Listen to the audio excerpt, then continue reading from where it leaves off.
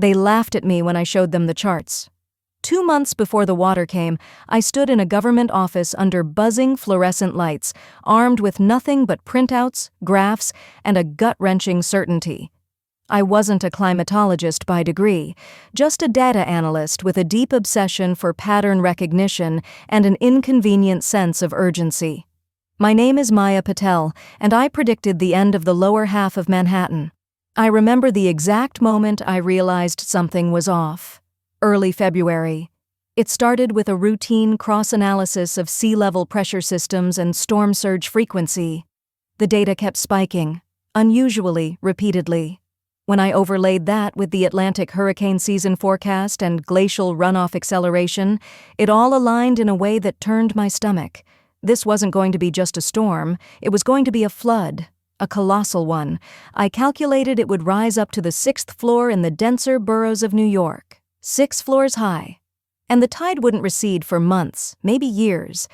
I made appointments, called in favors, begged contacts I'd met at previous climate data summits.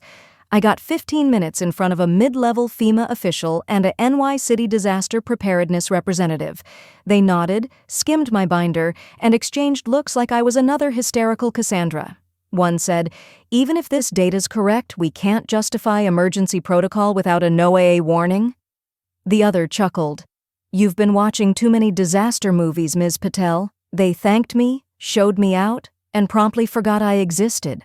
I didn't. I went home, kissed my husband Theo and my daughter Sana, and told them it was time to prepare for a flood that would swallow buildings. The hardest part was not sounding insane. I showed Theo the data. I walked him through every graph, every model. He looked at me like he wanted to deny it. But he didn't.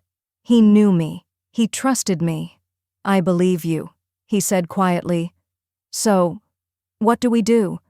The first thing we did was sell everything. We liquidated assets, stocks, savings, even our car. I convinced Theo to break into our emergency fund, the one meant for Sana's college. He didn't argue. We needed a fortress in the sky. I found it, a 32nd floor penthouse in Midtown. It had its own rooftop and it was only accessible by elevator. The emergency stairwell had a steel door. I paid in full, wired the money that same night. We didn't just move in. We rebuilt it. Quietly. Theo welded bars over the terrace, thick, grilled steel embedded directly into the concrete. I ordered months' worth of freeze-dried food, water filtration units, solar panels, wind turbines for backup, seed vaults, and satellite internet gear. The floor below us, 31st, was gutted and left as a decoy. Empty, useless, a hollow shell. Then I did something that still haunts me. I hired a contractor to disable the stairwell entry to our floor from 31. Not just lock it, seal it, weld it shut, reinforce it with fireproof insulation, then cover it with a false panel. The only way up was our elevator, which we reprogrammed to require a biometric keycard. I told myself this wasn't to keep people out. It was to keep us alive. The flood arrived in April. The sky went black for 3 days. The storm surge came not from one direction, but 3, Hudson, East River, and the ocean. Seawalls collapsed. Subways turned into aquariums. Electricity snapped across the city like glass under a boot. People fled upward, higher and higher. But by then, the first 6 floors of every major structure were underwater. On the news, while it still ran, panic, riots. Then silence, and then I got a call from FEMA. They didn't say much, just that the officials who'd dismissed my warning had been relieved of duty. One was even arrested, charged with obstruction of emergency preparedness. The mayor gave a public statement, voice-breaking, calling me an extraordinary citizen whose warning could have saved lives. Too little. Too late.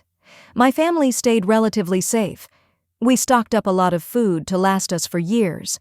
We have dry cloths to keep us warm and live comfortably, while others suffers from cold hunger. Across from our building, we saw people staying in the hallways. They are the people whose apartment on the low floors. 3 buildings have similar situation. I asked my husband if we could help spare food and dry clothes to the people. He agreed. We count the people within outreach. then put biscuits, bread, canned food, bottled water, and dry clothes and waterproof tent in plastic bags. Each group would have one. Milk is added for toddlers. We used drones to deliver it to each survivors.